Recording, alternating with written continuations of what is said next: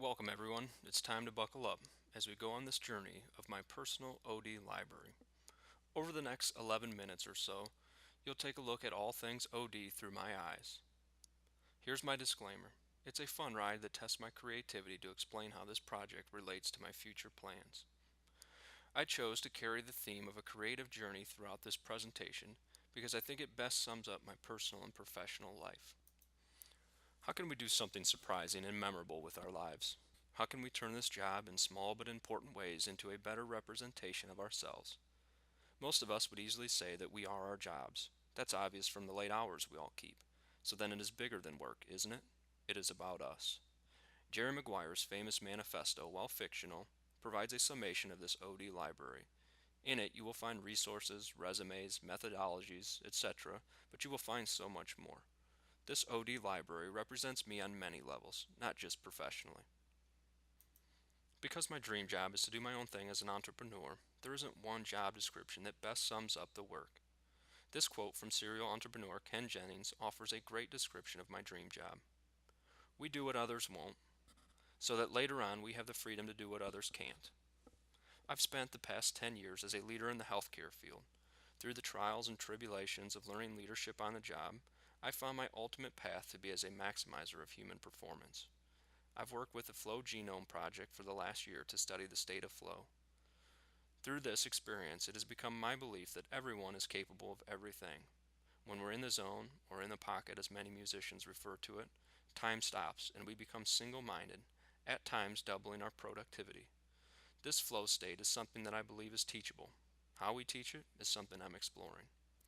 My dream job is assisting organizations, teams, and individuals to find flow to perform to their maximum capabilities. Here's a quick 1-minute video to better help you understand the state of flow and why it's my belief that bottling this could lead to a more productive, innovative, creative, and engaged individual. One of the most interesting phenomenons of human beings is creativity, our ability to transform the world, our ability to imagine new possibilities, our ability to probe the perimeter of possibility, to remix the present, to see into the adjacent possible. Creativity is just connecting things, as Steve Jobs says. People that go into these creative zones, athletes when they get in the zone, scientists when they experience their eureka moment, musicians and artists when they enter their flow states. These flow states are starting to be understood thanks to neuroscience. The part of the brain for self-editing literally goes dim. These artists, these athletes, these executives put in thousands of hours of practice at their craft, but it's that moment or moments that time stands still and focus becomes razor sharp. That moment of flow when perfection is no longer about control, it's about shutting down the prelateral frontal cortex and entering into the realm of flow, where dreams become very possible and even more real, that space, the headspace of flow where dreams are born. Instead of diving into a job description, I opted to pick the brains of two individuals that have found success in the startup world. In speaking to them, I was able to formulate a list of 10 characteristics or attributes common to these two individuals. I'll let you read these for yourself and sum it up by referring back to my leadership biography for Jane Wheeler's 60/80 class. I've lived without fear, sometimes to my own detriment. Whether it was as a youngster jumping off a 40-foot bridge or professionally pushing the envelope beyond where my superiors were comfortable, this lack of fear has been the driving force behind my success to this point.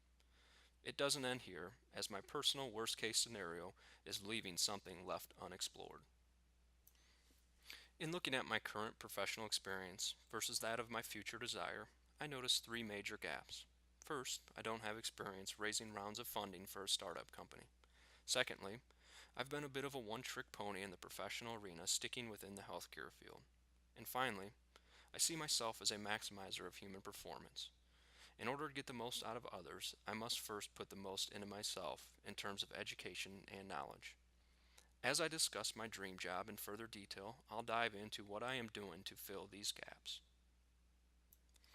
My OD portfolio will be kept on my blog at bradclarkblog.wordpress.com.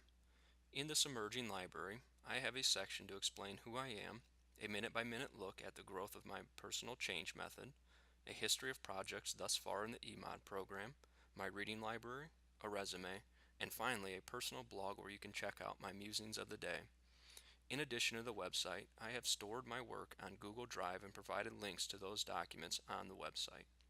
Another great tool that I use for storage is Evernote. It allows me to store documents as well as URLs for important sites and articles relating to this journey. So, where do we go from here, and how does all this equate to me getting to my professional goal? The answer is rather straightforward. This catalog of OD related content serves as a public portfolio of my work, which lends the ultimate legitimacy when I look to take the next step. It's easy to talk of all your successes. I've done that for the past 10 years. It's a whole different story to display that talk to a public audience. This is my work in the OD field to date and will serve as such well into the future. Additionally, I've begun to take steps necessary to fill the gaps from my current state to that of my future desire. As I work through the EMOD program with the ultimate goal of graduating next August, I'll fill a major hole in terms of further education. Also, I've joined a young entrepreneurs organization to help link up with resources to fill the funding and knowledge gap. The last major hurdle will be getting experience in other fields, as I'm not sure that I'm in a position to immediately address that. Either way, I'll continue to push forward on the current track and let the chips fall where they may. Welcome to my blog and hub for my public portfolio of the OD work I've completed in the EMOD program. We'll explore the site briefly as I run through a glance at how to access the features of my OD library.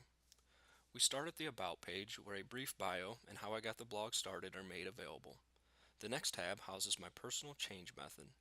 I will dive into greater detail of this model later in the video. This is just the beginnings of formulation that is sure to change over the next year. One can also find all of my projects in the EMOD program with links to the content. If we navigate to one of those links, you can see how we access each document via my Google Drive. Our next stop will be on my emerging reading library. It's my hope that I'll also add a to be read section, as I've started to compile a list of books I hope to read once I've completed the EMOD program. For now, you'll find a few of my personal recommendations to get you off to a good OD start. They did for me. On the final tab, you'll find a link to my resume made available for public consumption. And finally, we'll navigate back to the home page. As we scroll down, you'll find a few blog posts that I have written recently. I touched briefly on my Evernote page previously, so we'll jump over there so I can show you the uses of this invaluable tool. As you see, I use this mostly to store links to websites and articles that I found useful or interesting, but also serves as a great tool to catalog what can be an overwhelming amount of content. Now, I'll go into greater detail of the change model that I've so often referred to. You were able to get a peek at the mind map on the website. Now I'll dive into greater detail as it relates to my emerging change model. First, let me summarize how my change method was built. Through the lens of the 6 design elements in the Mastering Change article, we dissected 8 whole-scale collaboration and change methods. In summation of those methods, my mind map revealed 6, as I termed them, non-negotiables. Number 1, off the system branch, was diversity. The second, from the purpose branch, emerged engagement. From the journey branch was collaboration. The fourth element, evidence, brought out non-negotiable number 4, sustainability. The fifth branch, principles, spawned the responsibility non-negotiable. And finally, our models branch evoked our final non-negotiable, transformation. I will dive into greater detail in a minute, but want to introduce the final product of the mind map assignment, the non-negotiable change method. The non-negotiable change model centers with an organization's values, principles, and mission. Those serve as the feeder system for our 4 key components of organizations: systems, culture, the people, and outputs. For each of these components, I found corresponding themes in terms of the 6 non-negotiables. An organization's system allows them to avoid being the latest flavor of the month and ultimately determines sustainability. A system guided by sound values and vision is one that is long for today's business world. More and more, successful companies are honing in on culture as a key performance indicator. Organizations that foster a collaborative culture are reaping the rewards in terms of employee and customer engagement, financial viability, and overall success of the organization. I can tolerate a lot, but when I get fed up with something, it requires a huge investment to take the steps needed for transformation. In whole-scale collaboration and change, I believe transformation is the desired outcome in most instances. The people that make up our organizations must represent engagement and diversity. If collaboration and change are to happen, it requires engagement at all levels of the organization. A lot of good strategies or ideas fall by the wayside on the back of disengaged individuals tasked with carrying out strategies and ideas. Ever sit in a meeting or a collaborative event and everyone looks, talks, and thinks the same? Groupthink is one surefire way to ensure your organization will struggle relating organizational success to your employees and inevitably your consumers. If the values, mission, and principles truly serve as an organization's feeder system, it becomes our collective responsibility to ensure the outputs and services we offer are reflective of what is at the center of our organization. I've summarized my emerging change method. The non-negotiable change model is a kicking off point for how I view sustainable change in today's organizations. This method has combined my learning process thus far in the Executive Master of Organization Development program. It is by no means a finished product, as I will continue to explore, recreate, and analyze down this OD journey. Tying this journey together and putting the final bow on it remains a work in progress. I believe all parts and pieces in this presentation are interrelated, but they've yet to sync to form what is sure to be a rocky transition to my dream job. As I continue this journey professionally, educationally, and personally, I'm quite positive I'll add, change, and recreate much of what will be. Our journey has concluded. To recap, in roughly 11 minutes, I've explored everything from where my passion lies to a library of my work to an emerging model that I will continue to tweak throughout the next year. Hopefully, I've not just met the requirements of this project, but given you a deep insight into why I feel so passionately about organization development and how it relates to my future. To close out this visual journey of my OD library, I've chosen a quote from Howard Thurman. Thurman's words have graced my bathroom mirror for the better part of a decade to serve as a daily reminder to seek out my greater purpose, and when I find it, continue to reinvent.